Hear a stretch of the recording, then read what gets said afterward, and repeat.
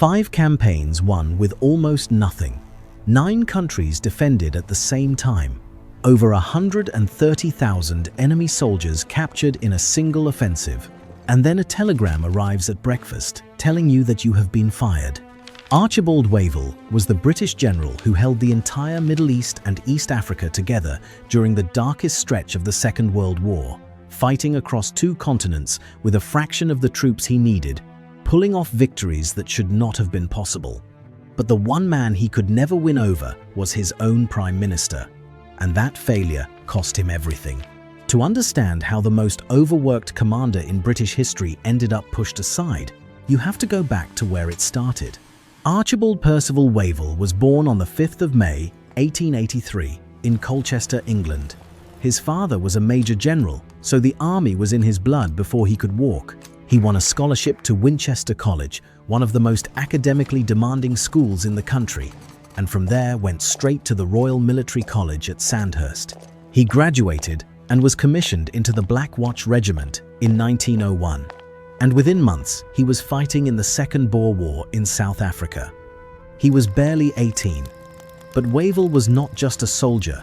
He was something rare in the British Army of that era, an intellectual who read voraciously, memorized poetry by the hundreds of pages, and later compiled an entire anthology of his favorite poems called Other Men's Flowers. He spoke multiple languages. He contributed articles to the Encyclopedia Britannica.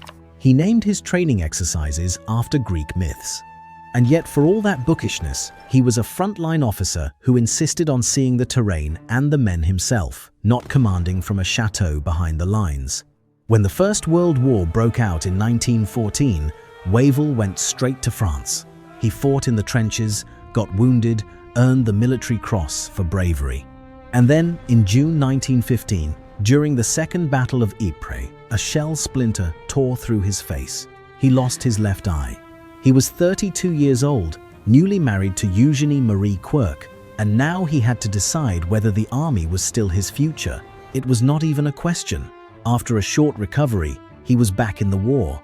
He ended up serving under General Edmund Allenby in Palestine, riding alongside T.E. Lawrence during the campaign against the Ottoman Turks, entering Jerusalem and advancing all the way to Damascus. He admired Allenby so much that he eventually wrote 3 books about him and modeled his entire approach to command on Allenby's aggressive, flexible style. Between the wars, Wavell climbed the ranks and built a reputation as the best trainer of troops in the British Army.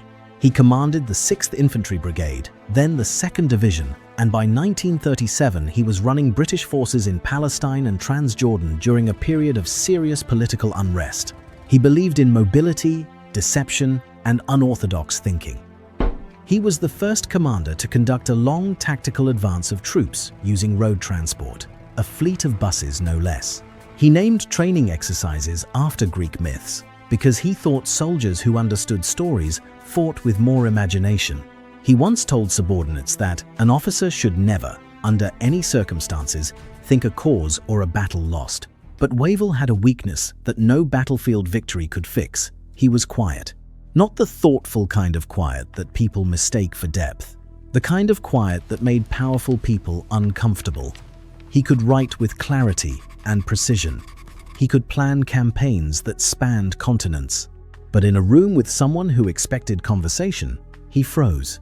He struggled to explain himself out loud, and he had no patience for politicians who needed to be charmed or flattered. Historian Carlo D'Este called him a bright, aggressive commander of the sort that was in desperately short supply in the moribund British Army of 1940 and 1941. But brightness and aggression on the battlefield meant nothing if you could not sell yourself across a dinner table. That flaw would not matter as long as Wavell answered to other soldiers. But in July 1939, he was handed the most sprawling military command in British history, and his new boss was a man who lived and breathed words, Winston Churchill. Wavell's Middle East command covered Egypt, Sudan, Palestine, Transjordan, Cyprus, Aden, Iraq, British Somaliland, and the Persian Gulf. 9 countries, 2 continents, an area of 1,700 miles by 2,000 miles, and he was given 5 staff officers to manage all of it. The job was to protect the Suez Canal and British oil interests, and to prepare for a war that everyone knew was coming. When it came from all directions at once. Italy entered the war on the 10th of June, 1940. And the numbers were staggering. Marshal Rodolfo Graziani had roughly 200,000 Italian and Libyan troops stationed across the border in Libya. In Italian East Africa, meaning Eritrea, Ethiopia, and Italian Somaliland, the Duke of Aosta commanded another 250,000. Wavell had about 40,000 troops total. He was outnumbered more than 10 to 1. In September 1940, the Italians crossed the Egyptian border with a massive force and pushed 60 miles into Egypt before stopping at a cluster of fortified camps around the town of Sidi Barrani. Graziani dug in and waited for supplies. Wavell did not wait. He had been planning a counterattack, a large-scale raid designed to hit the Italians where they were weakest. He called it Operation Compass, and he gave the job to Lieutenant General Richard O'Connor, a sharp and aggressive officer who commanded the Western Desert Force. The numbers tell you everything about what happened next. O'Connor had 36,000 men, 2 divisions, both below strength. Facing them were 150,000 Italians in fortified positions with more artillery and more vehicles. Compass was supposed to be a 5-day raid. It turned into a 2-month rout. On the 9th of December, 1940, O'Connor's men hit the Italian camp at Nibewa at dawn. Artillery, armor, and infantry struck together in a textbook combined arms assault. The Italians were stunned. Their M1139 tanks could not penetrate the armor of the British Matilda tanks, and the defenders crumbled so fast that whole divisions surrendered in hours.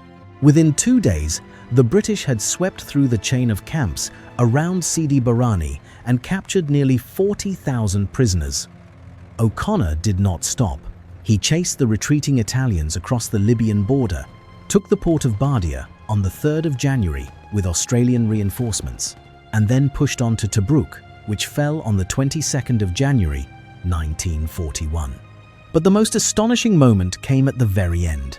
In early February, with the remnants of the Italian 10th Army retreating west along the coastal road toward Tripoli, O'Connor sent an armored column on a wild shortcut straight across the desert to cut them off at a place called ABDACOM. 3,000 men with 86 tanks raced 150 miles through the open desert, arrived ahead of the Italians, and blocked the road. When the Italian column slammed into the roadblock, it was over. O'Connor sent a message to Wavell that said simply, "Fox killed in the open." In 2 months, Wavell and O'Connor had advanced over 500 miles, captured 133,000 prisoners, taken 420 tanks and 845 guns, and destroyed an entire army. The cost was 500 British and Commonwealth soldiers killed. To put that in perspective, for every British soldier who died, they captured more than 260 enemy troops. That is not just a victory. That is one of the most lopsided results in the history of modern warfare. And the timing mattered as much as the numbers. This was the winter of 1940 to 1941. Britain was fighting alone. France had fallen. The British Expeditionary Force had been thrown out of Europe at Dunkirk 6 months earlier. The Blitz was hammering London every night. America was still neutral. The entire war felt like a slow march toward defeat. And then, out of the Egyptian desert, came this impossible victory. The news that a tiny British force had routed an Italian army 5 times its size and chased it across Libya sent a jolt through the entire Allied world. In Washington, it helped push the Lend-Lease Bill through the American Congress on the 8th of February, 1941, 1 day after ABDACOM. Wavell's victory did not just change the map of North Africa, it changed the mood of the war. And Wavell was just getting started, because at the exact same time he was planning Compass, he was already preparing an invasion of Italian East Africa. The situation down there was just as lopsided. The Duke of Aosta had nearly 300,000 Italian and colonial troops dug into Eritrea, Ethiopia, and Italian Somaliland. Wavell had maybe 70,000 Commonwealth soldiers from across the empire, Indian divisions, South African units, Sudanese and Nigerian troops, plus irregular Ethiopian forces loyal to the exiled Emperor Haile Selassie. He launched a three-pronged assault in January 1941. One force drove from Sudan into Eritrea, another pushed north from Kenya into Italian Somaliland, and a third crossed from Aden to retake British Somaliland. The Eritrean advance hit the hardest resistance. At the mountain fortress of Keren, two Indian divisions fought a brutal 6-week battle against Italian defenders dug into cliff faces and ridgelines. Keren finally fell on the 27th of March, and the port of Massawa followed on the 8th of April. Meanwhile, the advance from Kenya was covering ground so fast that the campaign was outpacing anyone's estimates. Lieutenant General Alan Cunningham's forces swept through Italian Somaliland and pushed deep into Ethiopia. By April, British troops entered Addis Ababa, and on the 5th of May, Emperor Haile Selassie returned to his capital in triumph. In 5 months, Wavell had conquered an empire. An area the size of Western Europe had been taken from Italy with a force that was outnumbered 4-1. It was one of the fastest and most complete military victories of the entire war, and today, most people have never even heard of it. But here is where the story turns, because while Wavell was pulling off these victories with one hand, Churchill was tying the other one behind his back. In February 1941, right in the middle of the Conquest advance, Churchill ordered Wavell to divert nearly 60,000 of his best troops to Greece. The Greek government was struggling against an Italian invasion, and Churchill saw a political opportunity to open a new front in the Balkans. Wavell disagreed. He knew the Greek expedition was likely to fail, and he knew it would gut his forces in North Africa just when they had the Italians on the run. O'Connor himself believed he could have pushed all the way to Tripoli and thrown the Italians out of Libya completely, but Churchill insisted, and Wavell obeyed. The Greek campaign was a disaster. The Germans intervened with overwhelming air and ground power, and the British and Commonwealth force was thrown out in weeks, suffering heavy casualties and losing enormous amounts of equipment. The island of Crete fell soon after. Wavell lost his best units, his best equipment, and the momentum of Operation Compass, all for nothing. And the consequences were immediate, because in February 1941, the same month Wavell was forced to strip his desert army and send his best divisions to the Balkans, a new German general arrived in the port of Tripoli with a small but ferocious armored force called the Afrika Korps. His name was Erwin Rommel. He had orders from Berlin to hold the line and stabilize the Italian position. He ignored them completely. Within days of landing, Rommel attacked. And Rommel was everything. Wavell was not in one specific way. Rommel was a showman. He was reckless, bold, theatrical, and he did not ask permission before he moved. He sized up the situation in Libya, saw that the British forces had been gutted by the Greek deployment, and launched a counteroffensive that caught everyone off guard. Within weeks, Rommel had pushed Wavell's weakened forces all the way back across Libya, recapturing almost everything that Conquest had won. Benghazi fell, the coastal road was lost. Only the port of Tobruk held out, besieged and surrounded. O'Connor himself was captured during the chaotic retreat, picked up by a German patrol while driving at night. The brilliant general who had sent that famous message, Fox killed in the open, was now a prisoner of war. The Desert Fox had arrived, and Wavell suddenly found himself fighting on the defensive, with forces that were already stretched past the point of survival. The victories of December and January felt like ancient history, and the worst part was that Wavell had warned this would happen. He had told Churchill that stripping his army for Greece would leave North Africa dangerously exposed. He had been right, but being right and being heard are two very different things. And still, the fires kept multiplying. In April 1941, a pro-Axis politician named Rashid Ali staged a coup in Baghdad with German backing and besieged the Royal Air Force base at Habbaniyah, just outside the city. Iraq was critical. Its oil fields fed the entire British war machine in the Middle East. If Rashid Ali held power, the oil stopped flowing and the whole theatre collapsed. Wavell, already managing the North African front against Rommel. The East Africa campaign and the aftermath of the Greek catastrophe was ordered to deal with it. He hesitated at first because he genuinely did not have forces to spare. Churchill was furious at the delay. Wavell eventually assembled a relief column that broke through to Habbaniyah, and by the end of May, Rashid Ali had fled to Berlin. Then in June, Wavell launched yet another operation, this time a full invasion of Vichy French, Syria, and Lebanon. French forces loyal to the collaborationist Vichy government had been allowing German aircraft to refuel on their airfields, and Churchill demanded that the threat be removed before the Germans could turn Syria into a staging ground. Think about what all of that means.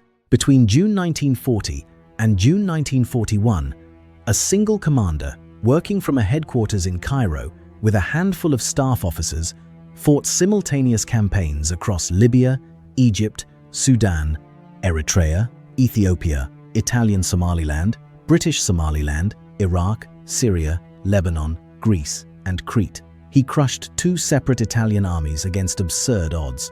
He conquered an enemy empire the size of Western Europe. He put down a pro-Nazi revolt in Iraq. He invaded and seized French-held territory in the Levant. He did all of it with forces that were always too small, against enemies that always outnumbered him, while being forced to send his best troops to a doomed Balkan campaign that he had warned against from the beginning. In those 12 months, he was the only British theatre commander in the entire world who was actively fighting the Axis on land. The only one. But Churchill did not see it that way. The problem between Wavell and Churchill was personal before it was professional. Churchill was the most verbal leader in the English-speaking world, a man who thought in speeches and demanded constant communication, reports, explanations, arguments. Wavell was the opposite. Historian Corelli Barnett described him as absolutely tongue-tied around Churchill. Wavell could not schmooze, he could not perform. When Churchill visited Cairo, Wavell sat in silence while Churchill filled the room. Churchill interpreted that silence as passivity, as a lack of fighting spirit. The irony was vicious. The general who was actually fighting more campaigns simultaneously than almost any commander in history was being judged by a man who confused talking about war with waging it. Churchill started losing faith in Wavell long before Operation Battleaxe. The constant stream of urgent telegrams from London demanding faster offensives, more aggressive action, and bigger results wore on both men. Wavell resented being second-guessed by a politician hundreds of miles from the front. Churchill resented what he saw as a commander who kept making excuses instead of attacking. The chief of the Imperial General Staff, John Dill, privately warned Wavell that the Prime Minister was losing confidence in him. Dill told him bluntly that if Churchill no longer trusted him, he should be replaced. Then came the breaking point. Churchill had personally organized a risky convoy, codenamed Tiger, to rush nearly 300 tanks through the Mediterranean to reinforce Wavell. Churchill called them his Tiger Cubs and expected them to be sent straight into action. Wavell signaled back that the tanks had arrived with mechanical faults, that crews needed time to train on them, and that an immediate attack was premature. Churchill was furious. Under intense pressure, Wavell launched Operation Battleaxe on the 15th of June, 1941. The goal was to push Rommel back from the Egyptian border and lift the siege of Tobruk. It was the first time British forces engaged the Germans in a major defensive position in the desert, and it went badly from the start. Rommel had studied the earlier British attacks and lined Halfaya Pass with anti-tank guns that shredded the Matilda tanks. The British lost over half their tanks on the first day.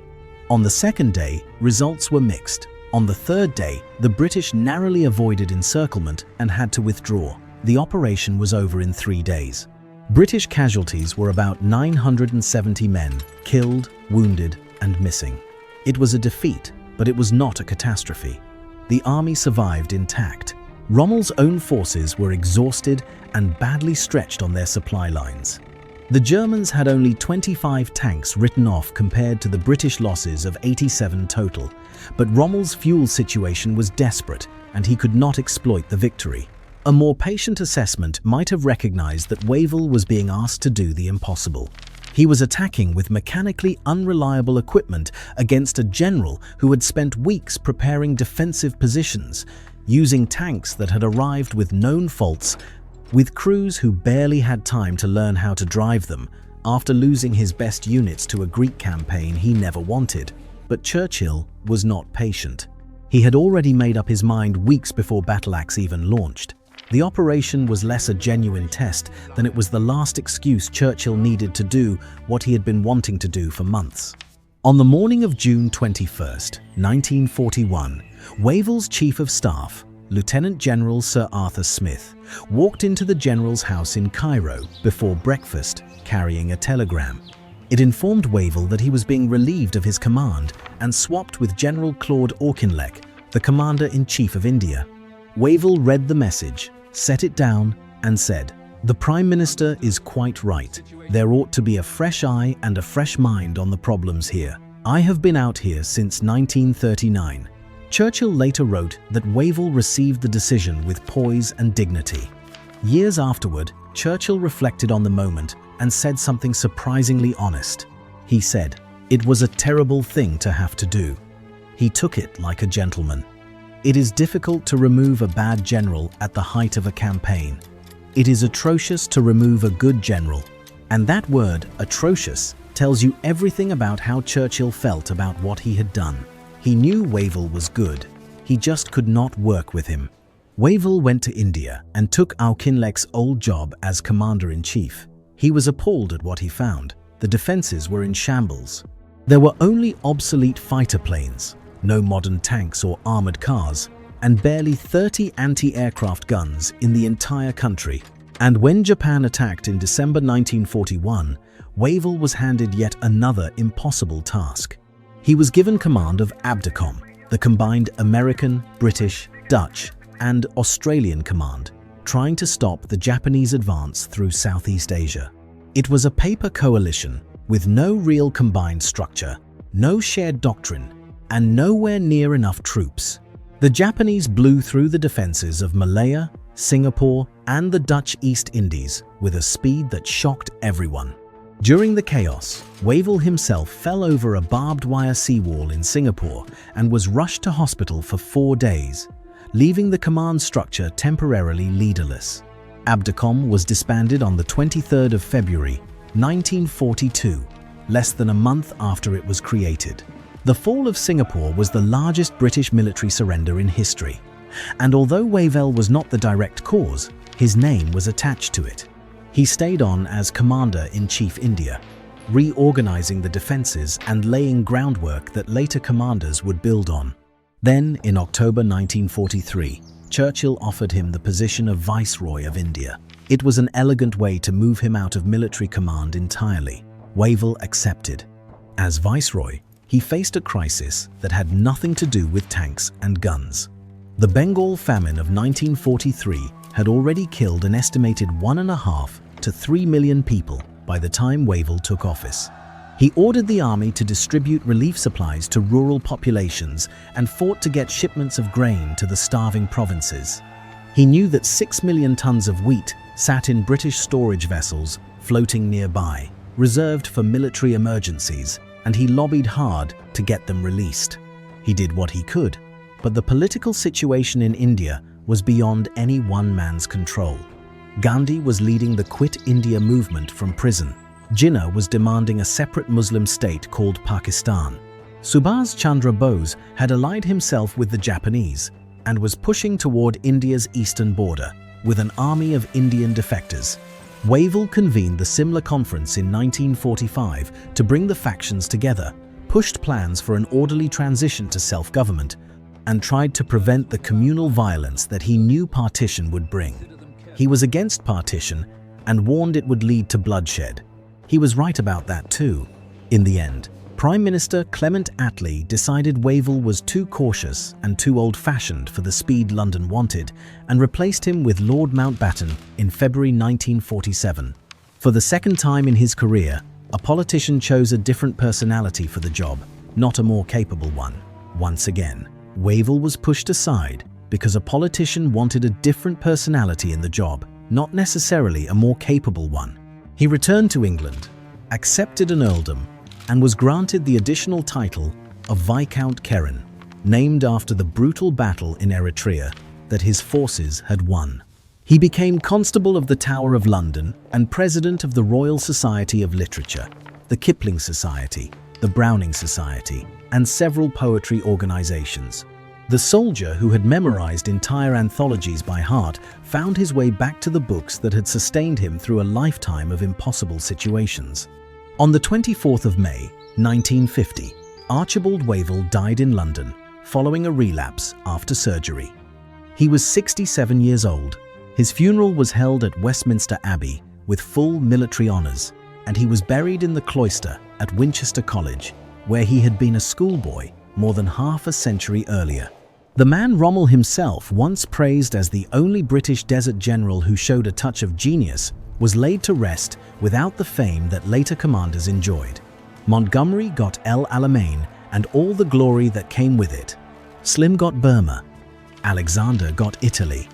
But Montgomery fought with overwhelming superiority in numbers, equipment, and air power. He fought with American supplies pouring in and an enemy whose fuel lines were collapsing. Wavell fought with nothing. He fought outnumbered 5-1 and won. He fought across 9 countries and 2 continents at the same time and won nearly all of them. He managed simultaneous campaigns that no modern staff college would ever ask a single officer to handle, campaigns that spanned from the Libyan desert to the mountains of Eritrea, to the streets of Baghdad, to the cedars of Lebanon. And he won most of them while being told by his own prime minister that he was not aggressive enough. General Auchinleck, the man who replaced Wavell, lasted barely a year before Churchill sacked him too, for the same reasons. It turned out that the problem was not always the general. What Wavell could not do was talk about his victories in a way that made Churchill feel like a partner instead of a spectator. And in a war where political relationships mattered as much as battlefield results, that silence was a fatal weakness. Sometimes the most capable person in the room is the quietest one, and sometimes that is exactly why they get replaced. If this story surprised you, hit subscribe and leave a comment telling us which forgotten commander deserves a video next. And if you are already subscribed, tap the like button so more people can find these stories.